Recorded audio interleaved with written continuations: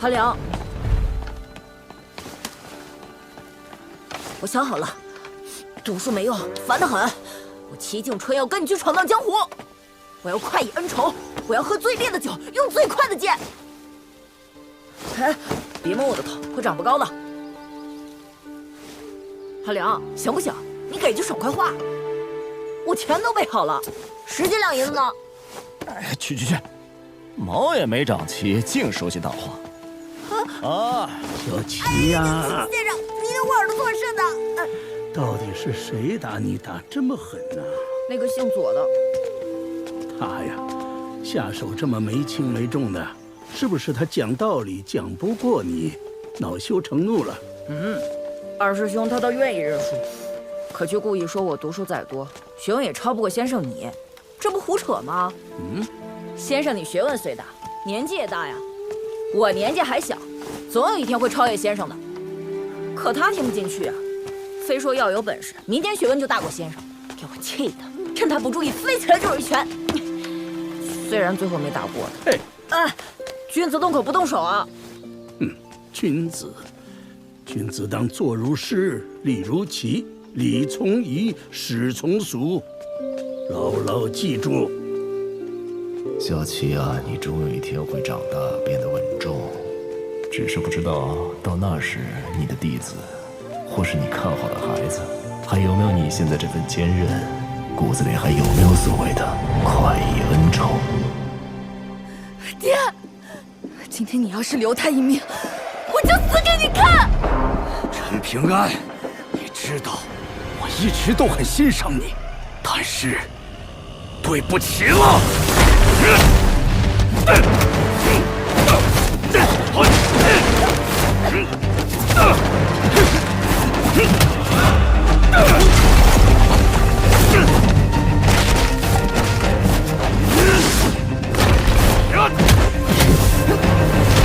没关系，不好，路不是自己选的。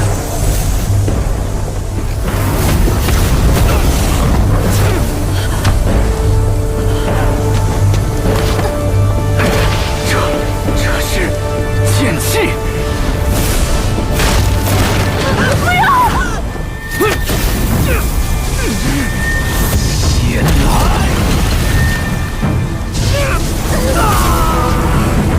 打住！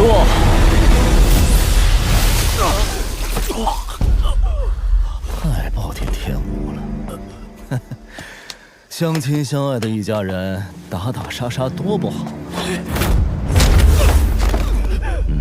你和你爹除了要把那颗英雄胆还有紫气书一并还我，还需要拿出你爹李家的符箓。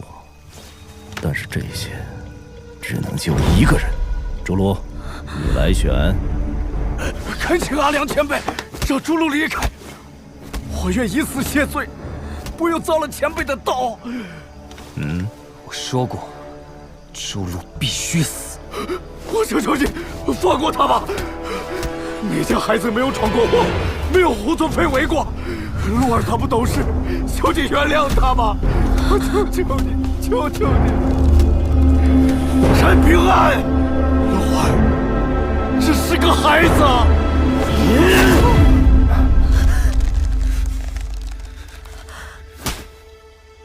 可以了，有些惩罚比死残酷多了。你们走吧，我不想再见到你们。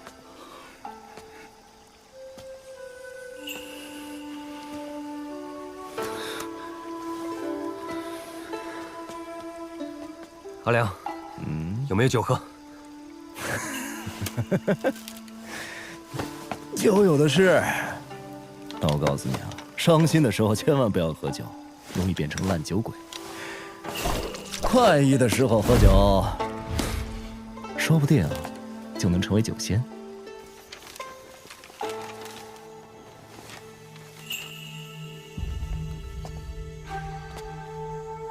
你好，林守义，之前我们见过面了。我的真实身份是大黎长春宫的太上长老，市井百姓眼中的山上神仙。我相信你，所以我想试试看，能否说服你随我一起去大黎长春宫修行道法。我爹说有高人引我入境，还说如果我不明不白死在外头，他不会帮我收尸，因为一个死人是不值得那些路费的。话是难听了点，可却是大实话。林守一，往前走出一步，你就算走上长生桥了。感谢仙长好意，晚辈在此等候，是为了亲口回绝。生在什么门户，姓什么，全由不得我。可该走什么路，我想自己决定。可惜了这块修道美玉了。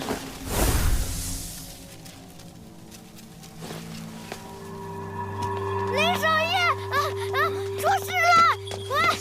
有鬼！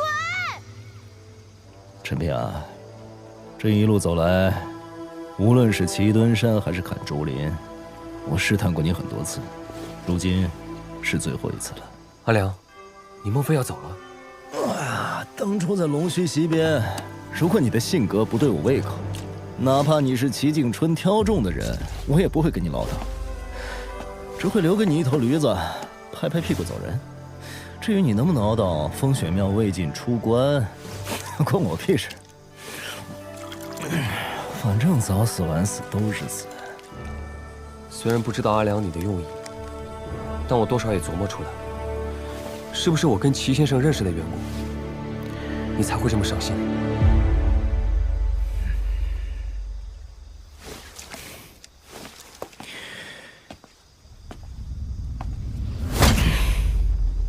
齐景春他死了。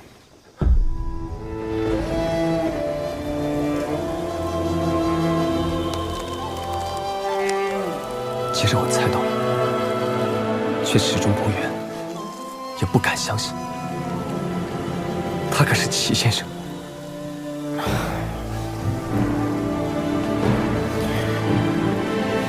他跟你一样，是一个不折不扣的傻小子。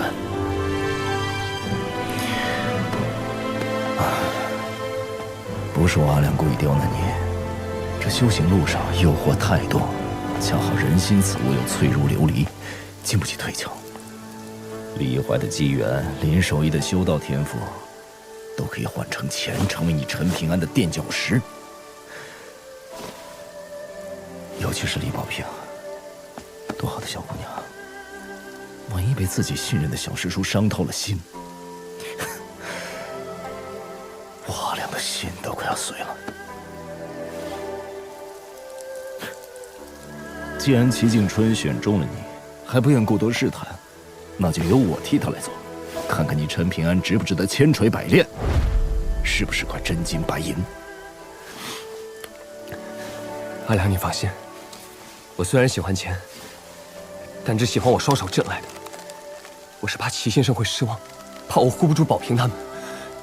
阿良，你现在觉得我怎么样？要是觉得我不行的话，这门差事就你最合适。哎呀，我阿良随心所欲惯了，不喜欢你的风格。你的那种迂腐，换成齐景春的说法叫正直。但是有些事情，又做得让我很痛快。对我阿良来说，路要自己走，人要自己做。你陈平安也该这样，不一定全部都像我，但是腰杆要够直，拳头要够硬。最重要的是，活得够久。当年我拒绝了一个少年的请求，我跟他说，他读书比练剑更有出息，毕竟这屁大点江湖没什么好的。也就酒还行，但我现在觉得应该对你也说一句，相信我，你练剑比练拳更有出息。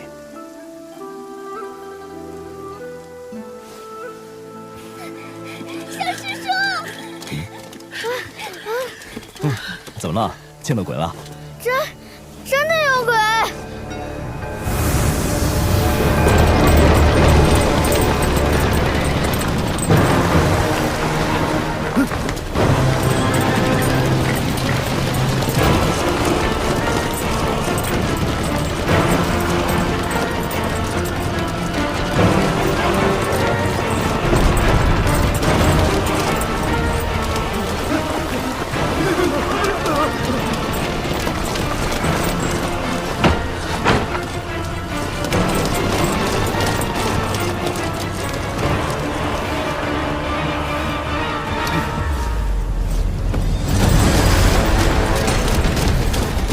大人为何没有地剑，甚至连一丝剑气都感受不到？徐大人出不出手是他的事，我刘裕身为兵部武选司郎中，亲手将他的脑袋拧下来。你就不怕他是那传说中的第12？我求他有那本事，老子还怕这张大的寡蛋！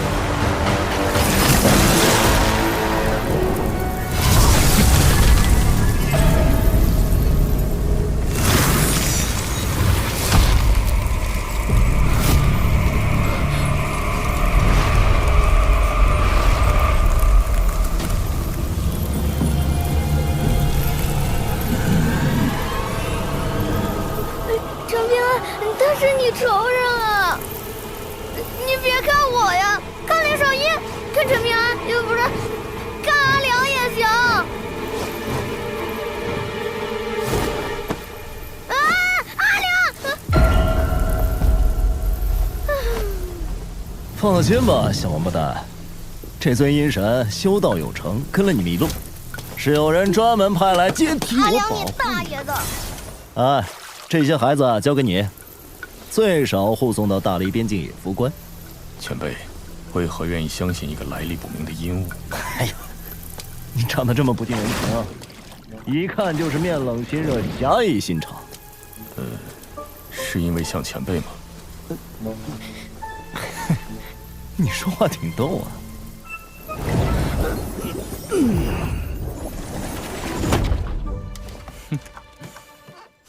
哎呀，小鱼小虾一边待着去。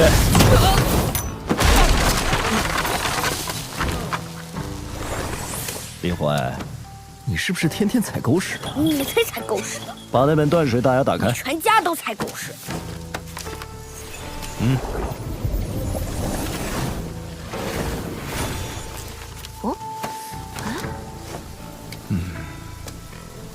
好好研究，别浪费了。你要去哪？等等我。阿良，刚刚那条鱼是什么啊？很厉害吗？哎，有什么能力啊？哎呀，你倒是告诉我怎么用嘛！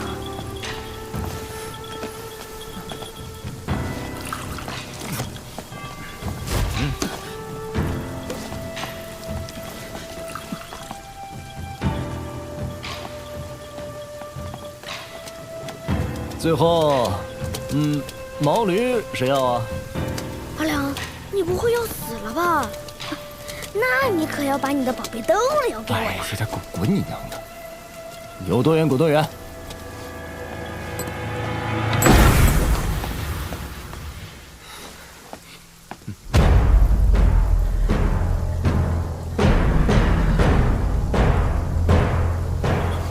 我大黎铁骑奉朝廷之命缉拿叛贼，违令者杀无赦。我这趟来大黎，还有一件事，阿良，就是要跟有些人唠唠嗑。我想告诉他们，齐景春不在意的事情，有人在乎。陈平安，过来。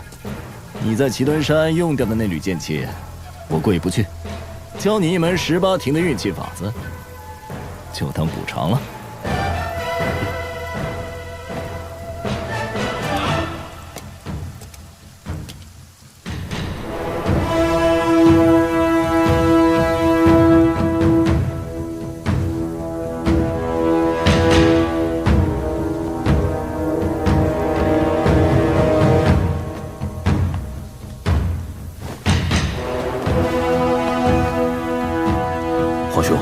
那人根本就不是什么风雪庙魏晋，身份底细更是一概不知，极有可能是11，甚至12境的危险人物。这次一定要闹这么大吗？无妨，我大黎有着白玉京做镇国重器，不过是多一件的事。看好了。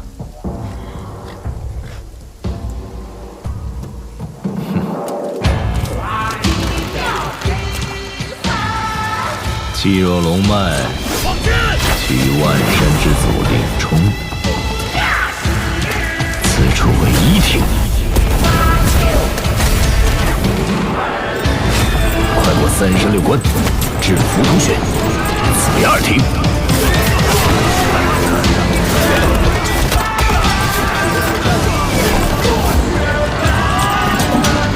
其略6洞9府至纯阳府，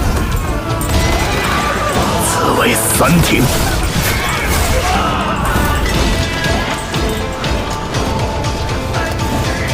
行经百脉，气贯灵台至玉叶宫，此乃第4庭。绕行4至，经过百害之躯，至此神府，此为5庭。气降至胸前，聚于云门府，内外调和行云流水，兼益界弦，此为6庭。气至腹中，归于丹田，闻而不燥，冷而不凝，此为7庭。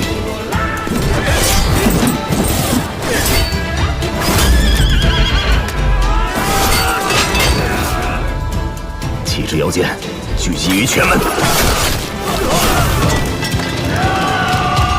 此腹中深藏不露的拳眼，积聚剑气深厚而不显，带势而发，此为17庭。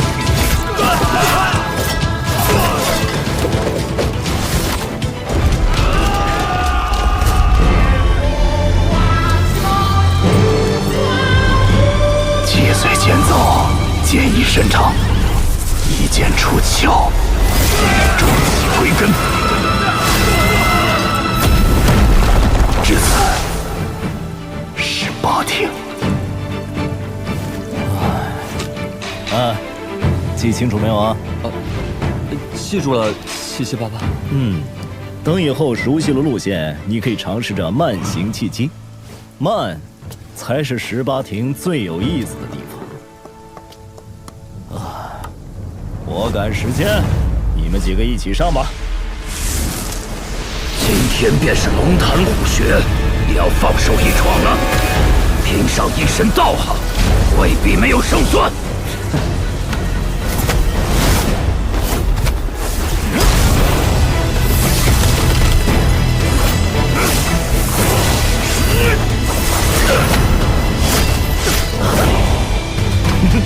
有点眼力，你长春宫的酒量没白喝。此等强敌，一生难遇，兵不死郎中刘裕，问传。仙人将玩出灵虎过金龙，压得住吗你？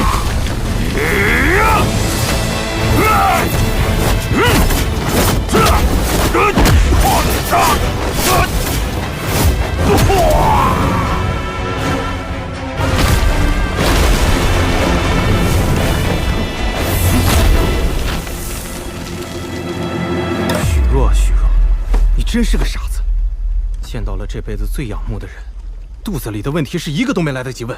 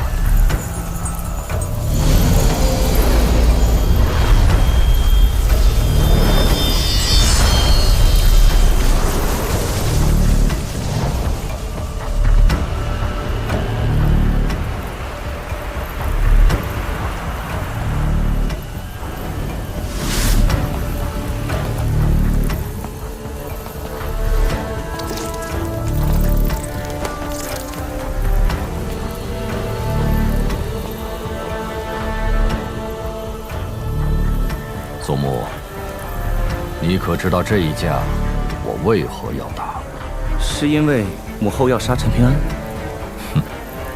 离珠洞天的龙窑窑火旺盛，一个个本命祠被烧制而出，各方势力与大理买卖山头，划片分地，一代代金晶铜钱流入了大理国库。我大理宋氏经营离珠洞天数百年的收益，皆倾注于此。这白玉京是我大理最大的杀器。所以这场架必须要打。我大理要告诉整座东宝平州，若有山上神仙敢与大理作对，他就要先掂量后果。哟呵，这大理皇帝倒也有趣啊，厉害！小宝平，这算是世间品相极好的养剑壶了，送你了。能不能借你那把侠刀降服一用啊？阿良，如果刀坏了，就不用还给我了，因为我跟你是朋友。这话暖心窝，我喜欢。放心好了。阿良，是不是还要干架？我帮你。帮你摇旗呐喊。哎呀，以前跟你们说我阿良有多强，剑术有多高，你们不信，还嫌我吹牛。你们呀，真是年少无知啊！我阿良这辈子就没吹过牛。护住他们！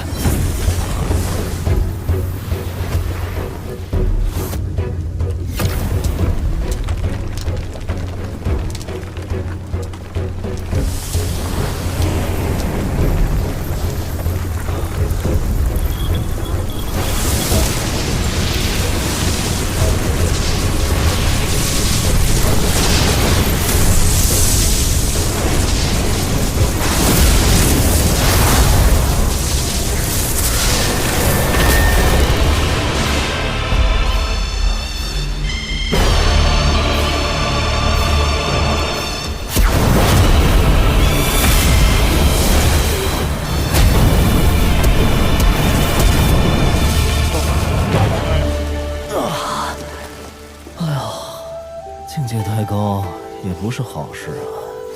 如今斗力一除，我的修为很快就要恢复啊！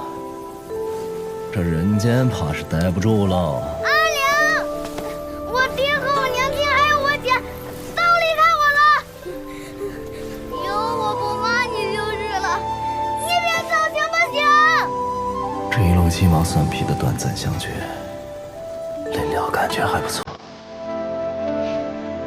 你们4个一定要记住，每一个强者的自由都要以弱者的自由作为边界。真正的强者，他们的对手是天地间无形的规矩，是世俗力量的强大惯性，是人皆有生老病死的铁律，从来不会因为践踏弱者而强大。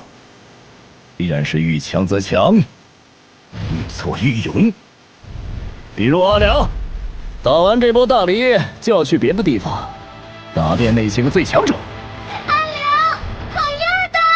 阿良前辈，我一定会好好修行的。陈平安，小小年纪，心思怎么这么重啊？这可不好，你是翩翩少年郎啊！哎，来，给我笑一个。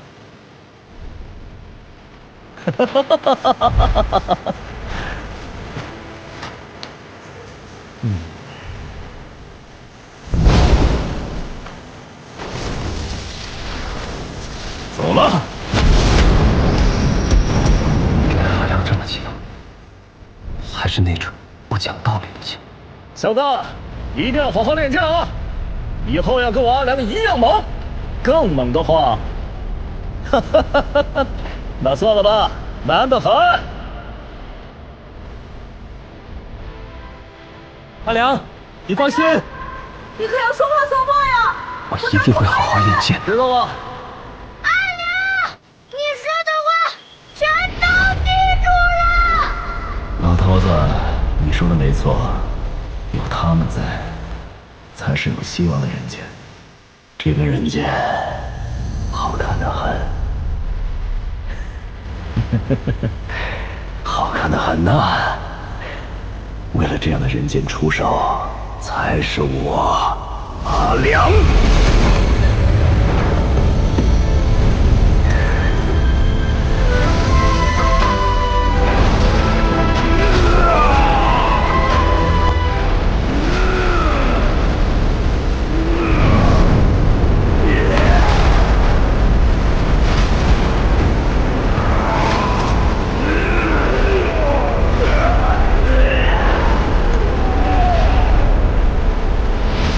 白玉京在此，13境之下皆可烧。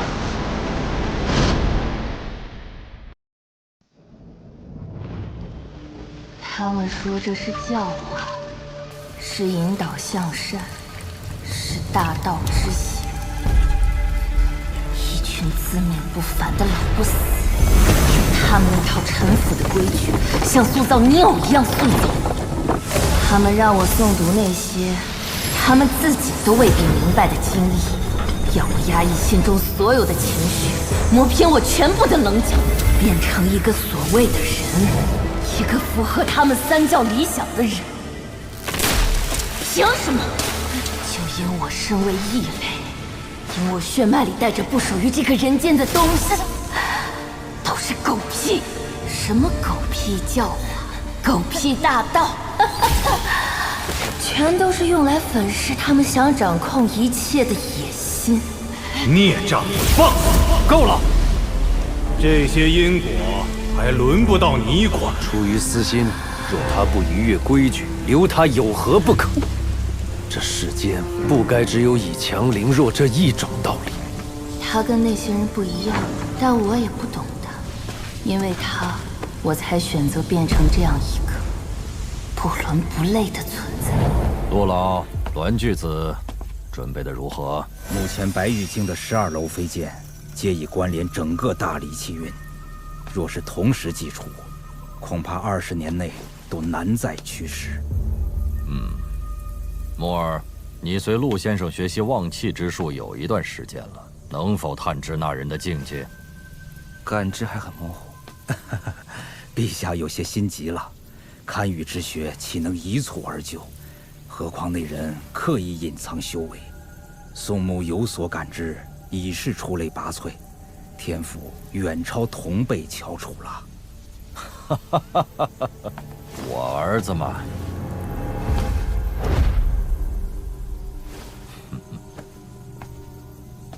老夫观其气象，那人11境的可能性居多，12境也不是没有可能。陆先生，眼下白玉京尚未建出第13楼，如果对方是第13境修士，该如何应对？13境，你只需知晓，那11境的风雪庙阮氏在宝平州已是极光片羽，而那13境的仙人，即便是在天下最大的中土神州，亦是凤毛麟角的存在。更何况上5境中最后2境早已失传，故而13境就是天底下最大的传说了。一旦跻身此境，就会被天道察觉，被迫飞升，故而得名飞升境。至于飞升何处，肉体魂魄如何，老夫就不曾知晓了。可万一真是13境呢？万一真被你小子乌鸦嘴说中了，也无妨。我大黎不正是靠着将那些万一逐个打破碾碎，才从卢氏王朝的附庸走到了今天？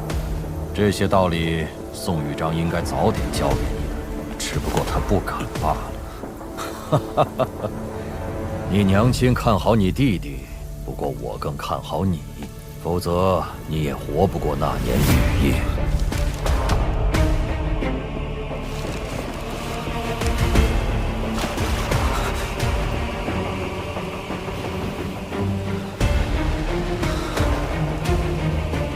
原来是你。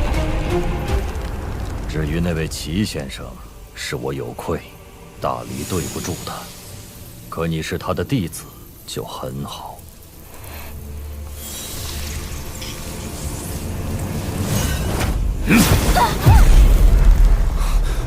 你这小毛贼，偷我大黎龙气倒是一点也不客气，可别只进不出，否则长春宫的水井就是你的新家。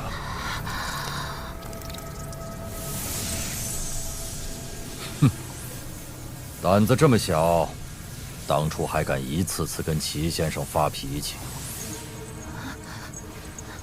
奴婢不敢。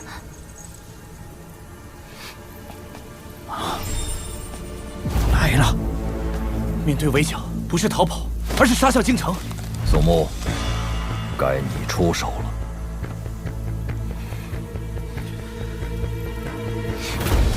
一气化三清，三清化九霄，九霄生12，飞剑列周天。天火、地火、人火、劫火，四方五帝聚真气。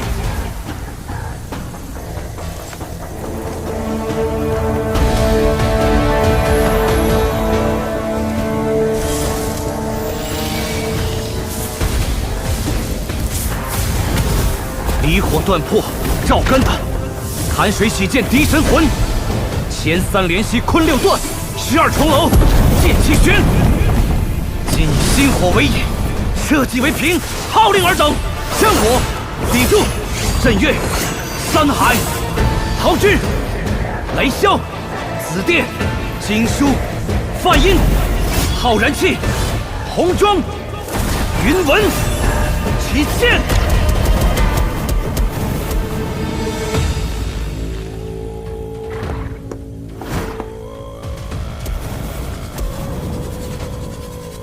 坐镇大离山河气运的12正神，我宋墨奉大离皇帝敕令，命你们结剑。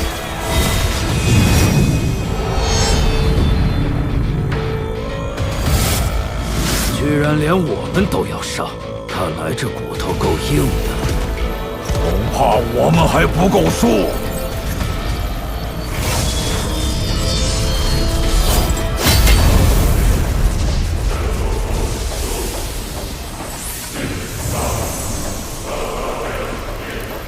东岳奉旨领剑，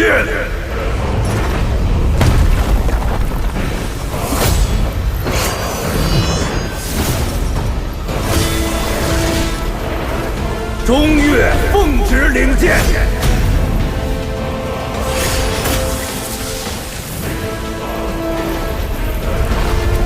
西岳奉旨领剑。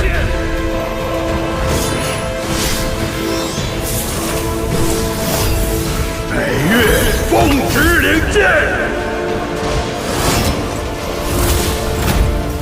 南岳奉旨领剑。这可是立功的大好机会，绝不能让这贼人闯入京城。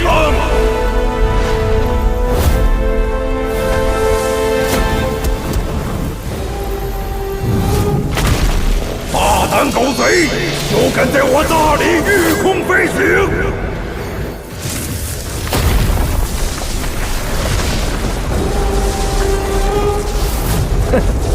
来势汹汹啊！我是赵大理皇帝，识趣的就滚吧！有大理12正神在此，休想越过京城半步！你们已经被我包围了！狗贼，休得！走吧，败给我不丢人。我大理东岳正神有不战之理。又是个呆子，给你机会你不中用了，直接躺下不好？看个门儿，玩什么命啊？怎么会？东岳正神的金身还有飞剑，就被击碎了。这不可能！行百里者半九十。再来！西岳听令！大理如此欢迎我阿良，这剑再不出，有点说不过去了。呼，不对，是刀。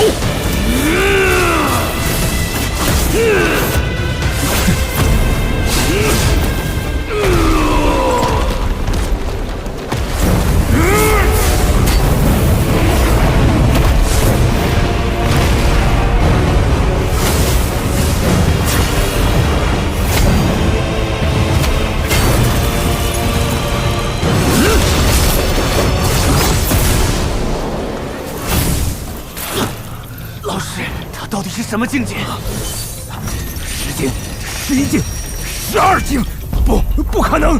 他已经是12境巅峰了。失算了，难道真是那13境的神仙？13境，栾巨子，13境。可是这大理不可败。狗贼休逃！山河炽烈，醉饮山河胆，一斩要分空。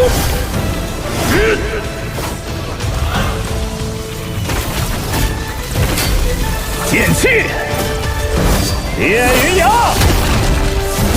猛字贯长虹。来，还有哪个不怕死的？剑锋为笔墨，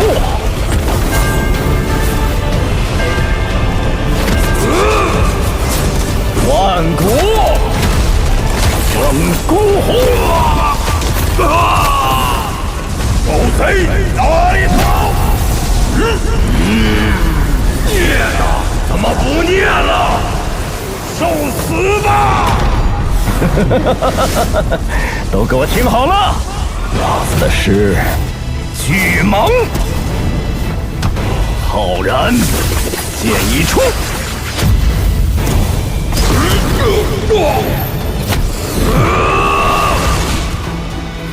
扫尽不平路。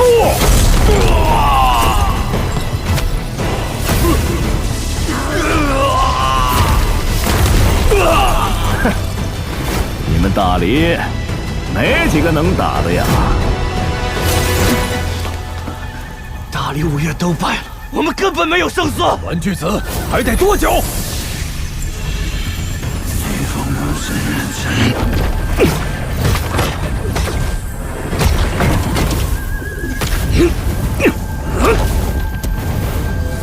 陛下，墨儿，起身祭剑吧。13级，居然有13级！原来我就是解决那个万一的代价。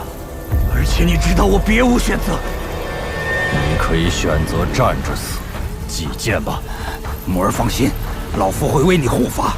你只需全力祭剑，那狗贼在阵中必死无疑。如果我死能碾碎这个万一，那我宋穆接剑！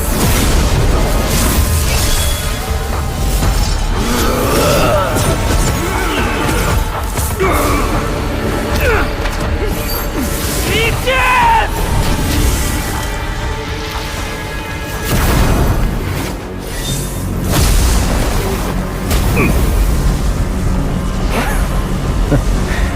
这假东西还真厉害！去！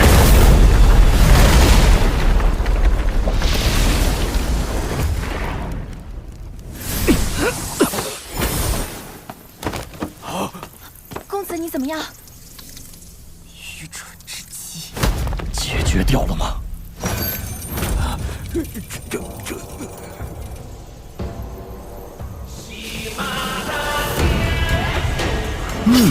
这刀还不错，但保平用还得放一放。萨里，可要接好了！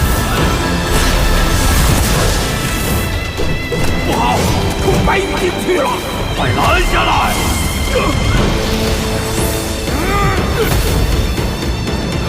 都给他让开吧！不可！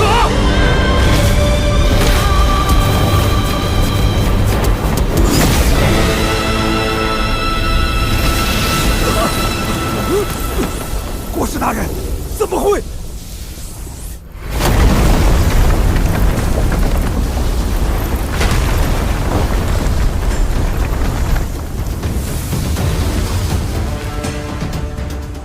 大的老的都快滚出来，老子赶时间！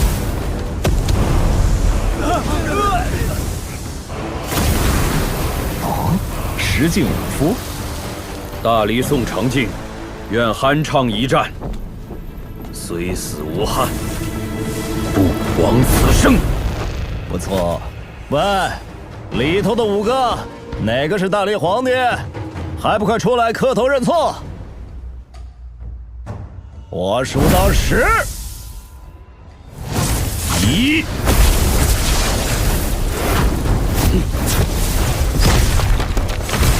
我有止境宗师的体魄，神仙刀也不过如此。怎么，这就有双手了？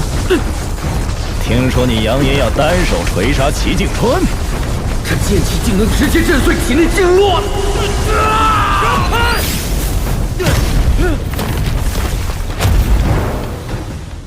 墨家雷甲。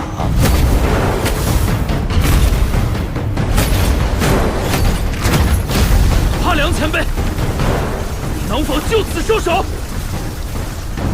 你是那个栾什么来着？墨家栾长野。哦，我就奇怪宝平州怎么有人能造出这么一个拙劣的小号白玉镜。原来是你呀！我造此楼时，曾向齐先生讨教过。齐景春人都死了，还能拿他当这白玉镜的护身符？脸皮比我阿良还厚啊！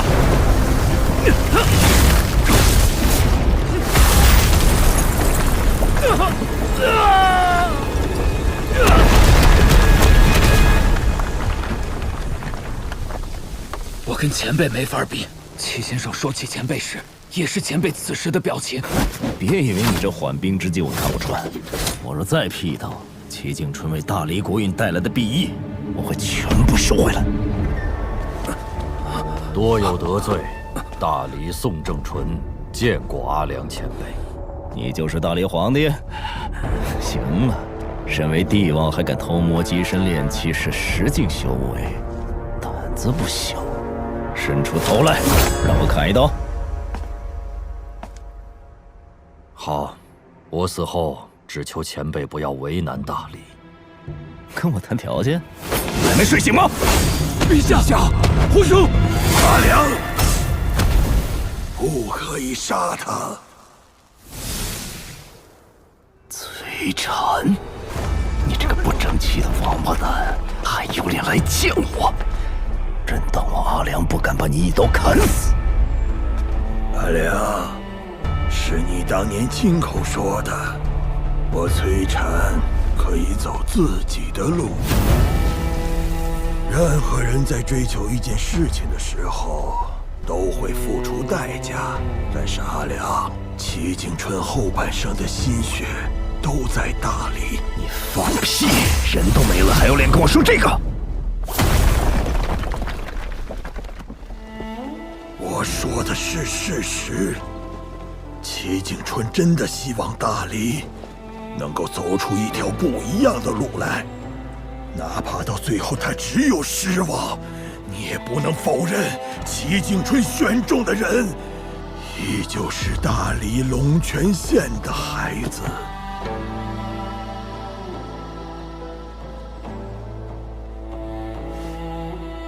你从小就喜欢跟齐景春争这争那，争不过就争不过，有什么好丢人的？玩弄这些上不了台面的伎俩。老头子这一生惊天动地的壮举多了去了，哪怕最后自囚于功德林，依旧洁净温和。齐景春也一样，可你崔禅就不行。先生一向器重齐景春。放屁！你崔禅就是太聪明了，心比天高，哪里想得到最后齐景春都能跟那些老王八蛋打得惊天地泣鬼神，你崔禅却沦落到不人不鬼不神不仙的下场，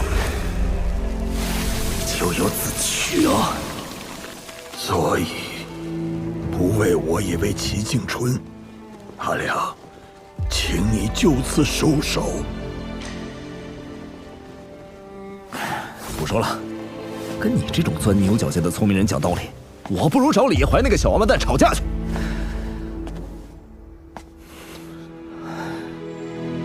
我最后一次见到老头子，他说你所追求的学问其实不错，但是做的不对。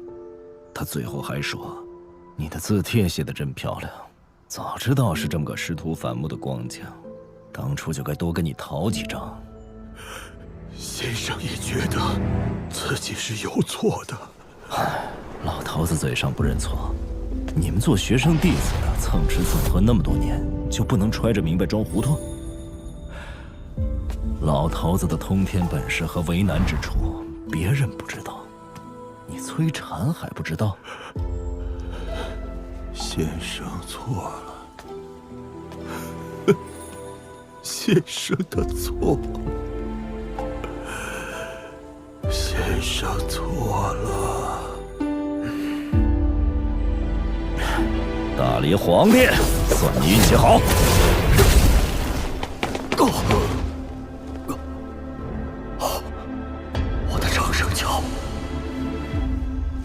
放心，他缓2、3日便可无恙。魏部，老刘的命是你救下的，我个人欠你和齐敦山一个人情。顺手为之而已。那位捞起你金身的少女转世，我会让长春宫倾力栽培。我会吩咐他们，返回大离京城的时候，先步行走过齐敦山，再与共背归。无以回报，只能再谢你一次了。那么多次轮回转世，早就不是他了。你为此耽搁了那么多年正道金身，如今还不愿意放下吗？既然拿得起，就没有放得下的道理。我不懂。我有一事很好奇，你身为京城守门人，先前为何不完整递出一剑，对付那个刀客阿辽？刀客？他可不是什么刀客，向他问剑我还差得远。我年少时之所以选择剑修这条路，就是因为他。你们宝平州是个与世隔绝的小地方，但你应该听说过，当年3、4之争，有人仗剑硬闯2座儒教学宫，那人之后去往剑气长城，砥砺剑道100年，更是在那场决定人妖2族命运的13之争中，以一己之力扭转乾坤。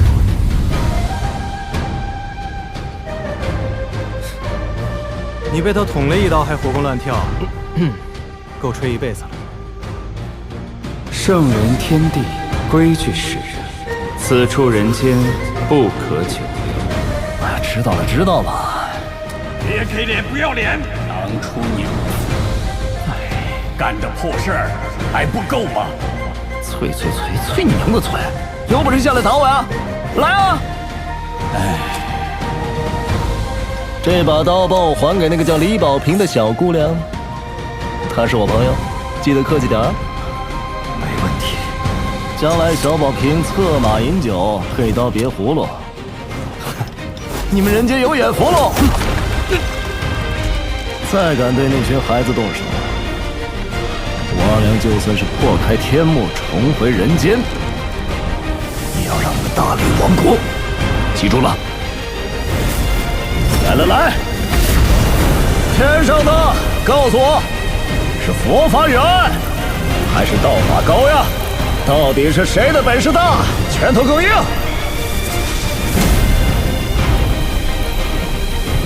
居然是13境巅峰，第14境。那就跟我阿良给你们打过再说。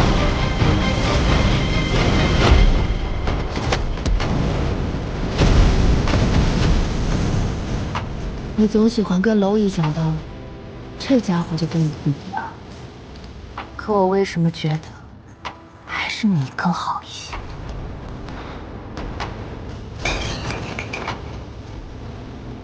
他可是阿良，天底下最潇洒的剑客。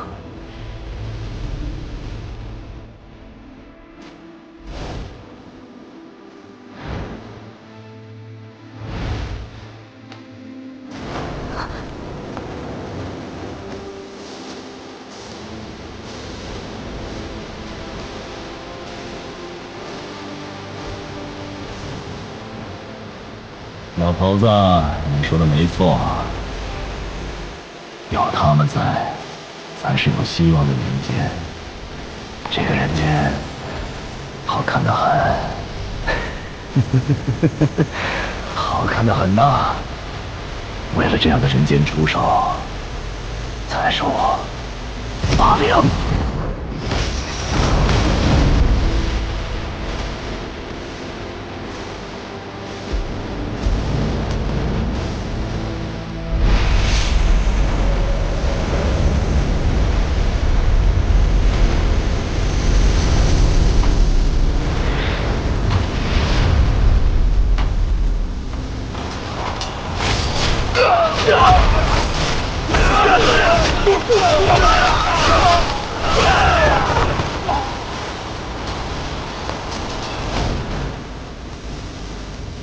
老大见仙，这是我阿良送剑气长城的大礼，务必收下。这一月，紫电，金树，红柱。云门，浩然气。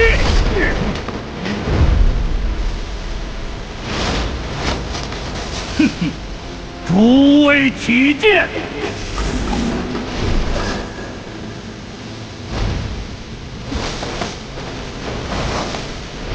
奉狗日大梁！